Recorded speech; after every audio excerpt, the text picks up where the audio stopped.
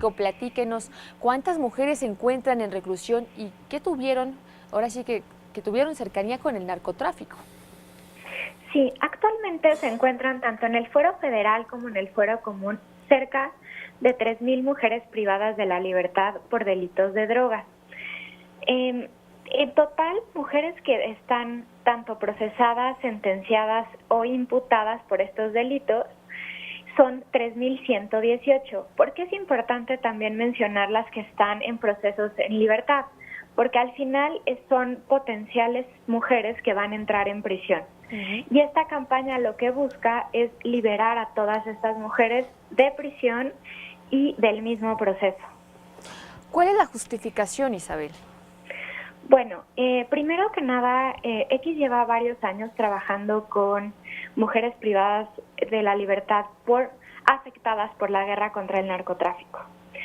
Nosotros nos dimos cuenta, al analizar los datos, que las mujeres han sido afectadas desproporcionadamente en el encarcelamiento que los hombres en la guerra contra las drogas.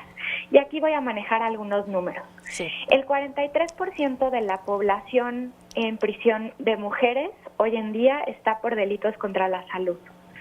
Y en el fuero común podemos ver un incremento del 103% entre 2016 y 2018.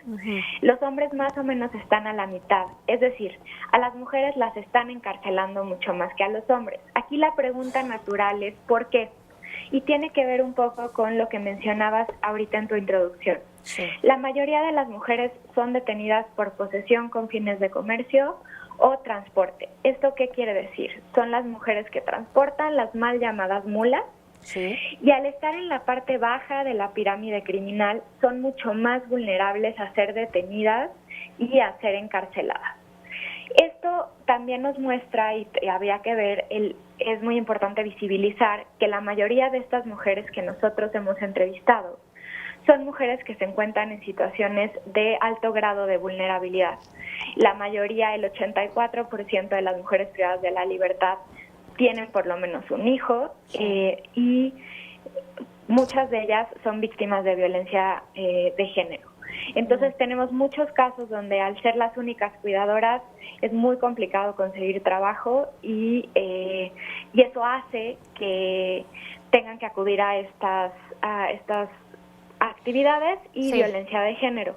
Un ejemplo típico, y con esto no me extiendo más, es el caso de Gaby, una mujer en Oaxaca que fue violada y tiene un hijo con parálisis cerebral. Le piden que cubra la radiografía por 6,000 pesos y no tiene dinero. Y entonces en su pueblo le dice, vas a llevar este paquetito, y así empieza a transportar. Y Gaby lleva en la cárcel ya 5 años y tiene una sentencia de 10 años.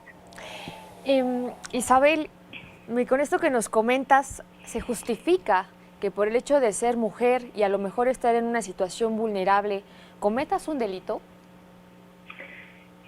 El tema aquí y la discusión per se que busca X traer a la mesa es si realmente debemos sancionar estas conductas como delitos.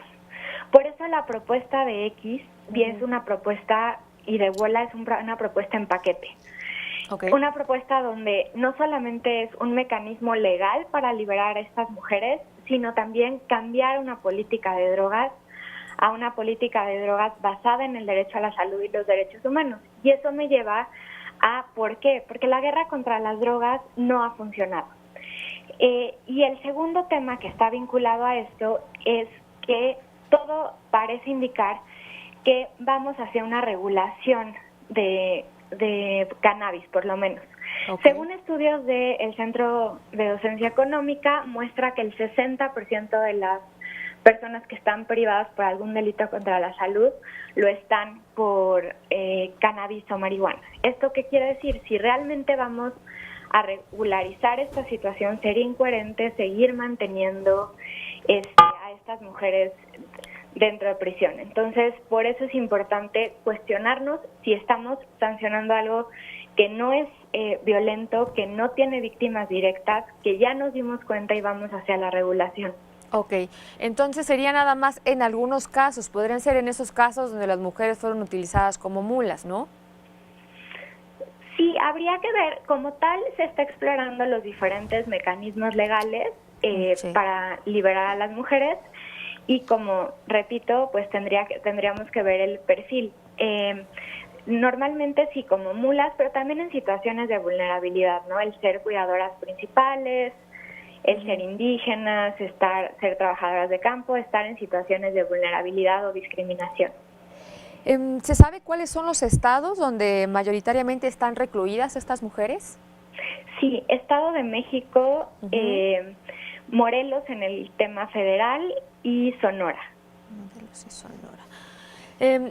Isabel, ¿se sabe si estas mujeres son víctimas de tortura sexual por los elementos del ejército o policía federal cuando las detienen? Sí, ese es un tema muy importante. En México, de acuerdo a la encuesta nacional de población penitenciaria, si las mujeres indicaron que el 41% de las mujeres detenidas por la Marina fueron torturadas sexualmente, versus solo el 5%. En el caso del ejército, el 21% de las mujeres reportaron ser torturadas sexualmente contra el 5%. ¿Esto qué nos dice? Que si eres detenida por una fuerza armada, eres mucho más propensa a ser víctima de tortura sexual que un hombre. Y ahora con la Guardia Nacional y la política actual de drogas, ¿consideran que las mujeres del narco pueden ser ultrajadas en todo sentido y en total impunidad por las autoridades? Pues realmente yo sería como crítica en juntar los temas de política de drogas y Guardia Nacional. Política de drogas parece ser que estamos transitando hacia una regulación responsable, hay una propuesta para regularizar cannabis y se están llevando discusiones también para regularizar el cultivo de amapola. Entonces, en ese sentido, es un poco esperanzador. Sin embargo, la parte de la Guardia Nacional nos parece muy preocupante. Hemos presentado desde X Justicia para las Mujeres cifras como desde la militarización y desde la guerra contra las drogas de Felipe Calderón hay un pico en el homicidio de mujeres. Antes de 2009, las mujeres eran asesinadas en el espacio privado. En 2009 empezaron a ser asesinadas más en el espacio público. Y esto también en un nuevo fenómeno, con arma de fuego.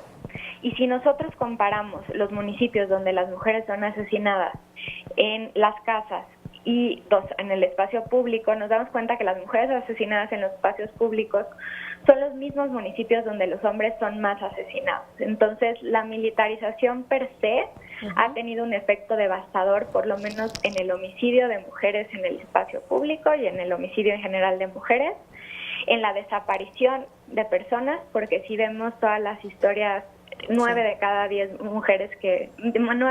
personas que buscan un desaparecido son mujeres, y en la tortura sexual que ya mencionamos. Por lo tanto, la política de Guardia Nacional nos preocupa mucho.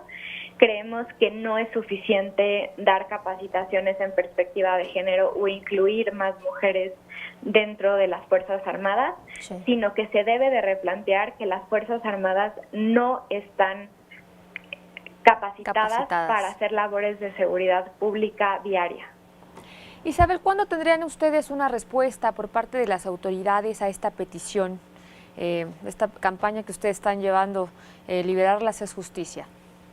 Nosotros realmente no estamos en diálogos con diferentes poderes, y no tenemos un plazo como tal.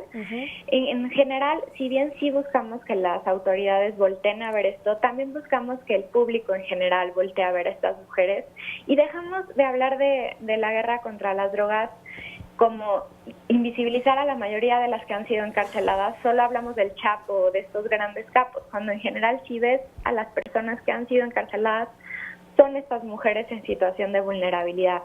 Entonces buscamos también que la sociedad voltee a ver a quién estamos metiendo a la cárcel, cuánto nos está costando y cuáles son las consecuencias no solo en su vida, sino en las de su familia y su comunidad. Isabel, ¿algo más que quieras compartirnos? No, muchísimas gracias por el espacio. Isabel Reguerena, ahora sí que tu apellido se me complicó un poquito. Es muy complicado. Sí. Un poco. Coordinadora de Políticas Públicas de X Justicia, muchas gracias por conversar con nosotros de este tema.